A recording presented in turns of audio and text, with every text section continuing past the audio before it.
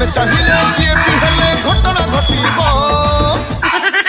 ପଟେଇ ପଟେଇ ଜାଣିଲେ ପାଟି ଝିଅଟା ପଟିବ। ଏଇଟା ତମ ଘର? ଆଉ କଣ ମ ଆମେ କଣ ଭଡା ରହୁଛୁ ନା କଣ? ଆମ ବାପା ମାଷ୍ଟର, ଆମର କୋଟି କୋଟି ଟଙ୍କା ଭୁବନେଶ୍ୱରରେ ଅଚଳ ଅଚଳ ସମ୍ପତ୍ତି। ତମେ ପଳେଇବ କୋଉଠି କହିଲ? ଜୟଦେବ ବିହାର ଯୋଉ ଟ୍ରାଫିକ ଟା ଆମର ଅଛି, ଏ ଟ୍ରାଫିକ ପାଖରୁ ଗଣି ଗଣିକା ଯିବ ତ୍ରିଶୁଳିଆ ପର୍ଯ୍ୟନ୍ତ, ଯେତେକ ଘର ଦେଖିବ ସବୁ ଆମର, ମୋ ବାପାଙ୍କର। ଖୁସି ତ? ବହୁତ ଖୁସି। ଶୁଣ, ମୋ ବାପା ଯେତେବେଳେ ରିଟାୟାର୍ଡ ହେଲେ 12 କୋଟି ଟଙ୍କା ପାଇଲେ। 12 କୋଟିରୁ ମୁଁ ଗୋଟିଏ କୋଟି ଟଙ୍କା ଖର୍ଚ୍ଚ ବାର୍ଚ୍ଚ କରିଛି। ଆଉ ମୋ ବୋଉ ରଖିଛି 8 କୋଟି। କେତେ ଗଲା? 9 କୋଟି ହେଇଗଲା। ଆଉ ରହିଲା 3 କୋଟି। 3 କୋଟି ଯୋଉ ରହିଛି ମୋ ବାପାଟାକୁ ଲୁଚେଇକି ରଖିଛନ୍ତି।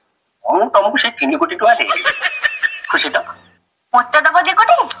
3 କୋଟି? ଆରେ 2 କୋଟି ନୁହଁ, 3 କୋଟି ଦେବି। ବୁଝିଲ ଧନ?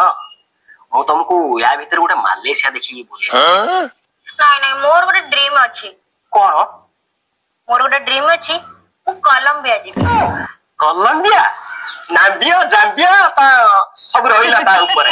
ଠିକ ଅଛି, ତମେ ଟେନସନ ନିଅନି, ମୁଁ